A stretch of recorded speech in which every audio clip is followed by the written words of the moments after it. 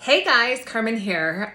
Today I thought it would be great to talk about all of your crazy comments about my recent post where you say that I look like I have a severe tongue tie.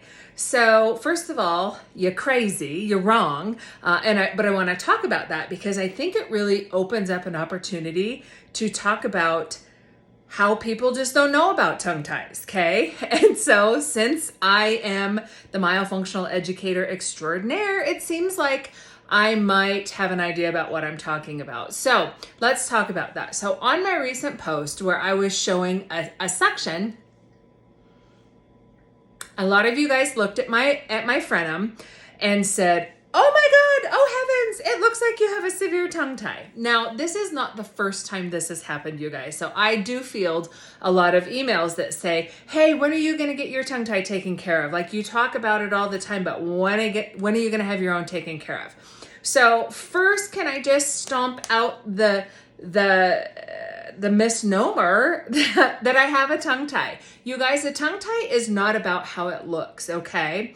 Yes, there are some low-hanging fruit. There's a lot of people, whether I'm out in public or I'm watching somebody talk at a speaking event, or they send me their pictures and I can see, yes, it's what I call low-hanging fruit. So because I work with some of the world's worst tongue ties, I see the worst, okay?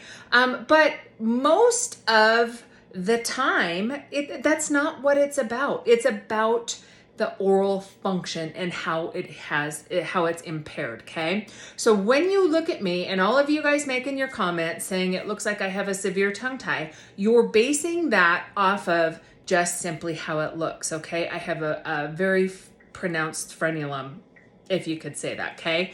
I have 100% range of motion. That means when my mouth is open wide and when I raise my tongue up, it's 100%. My suction, I'm suctioned all the way back. When I suction,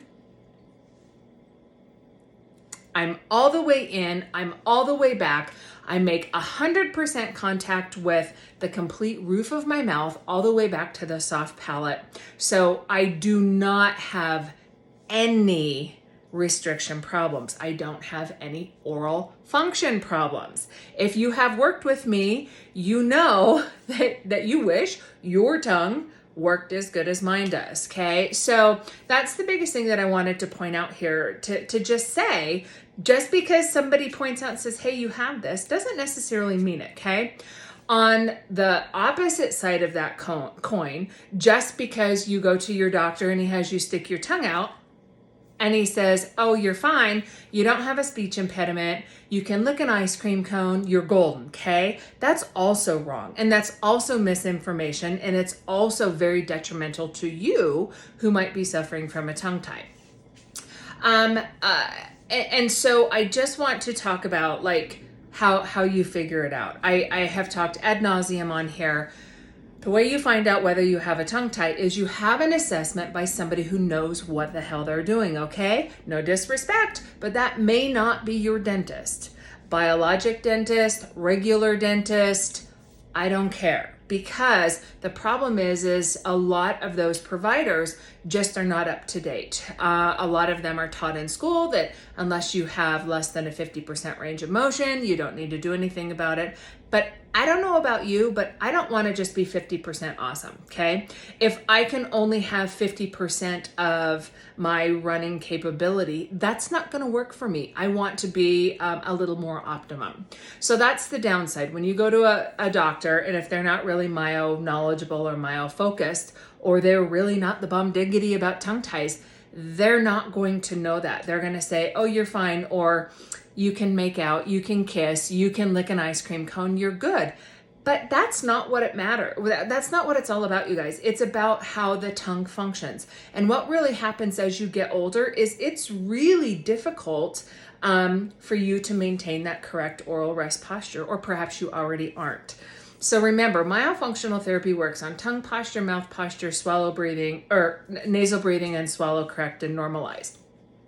If you have a tongue tie, You may not know it, but you don't swallow correct. You can't, okay? Because there has been function that is impeded. And most of my clients, they really have a problem with this back part of the tongue. So this is the free tongue. This is what a lot of providers will look at to see if you have a concern. In my world, this is the problem.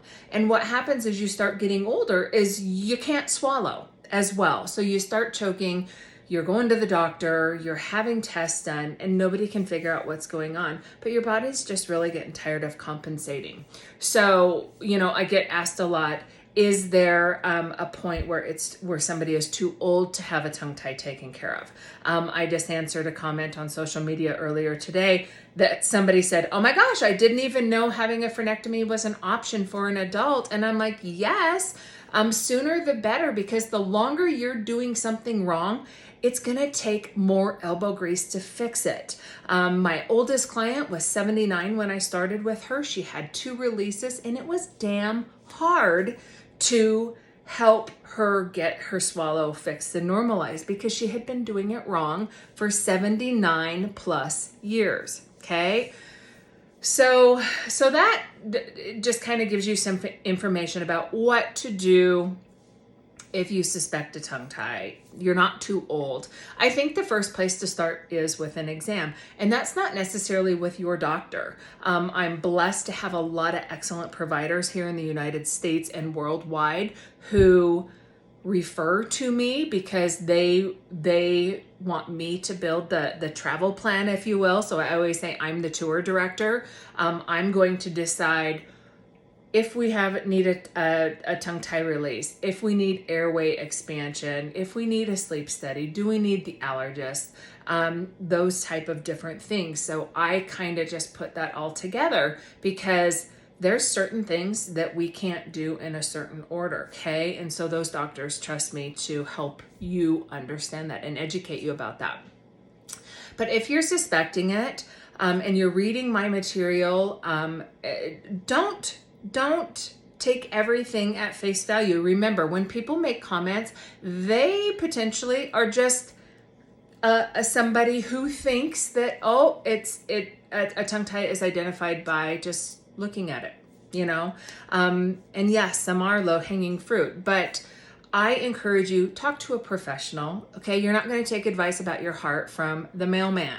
So find somebody who does this thousands and thousands of hours, thousands and thousands of clients, and just find out. Because when I do an exam with somebody, we look at your symptom snapshot. So I call it the myofunctional impairment snapshot, which is all your symptoms, everything that you've got going on.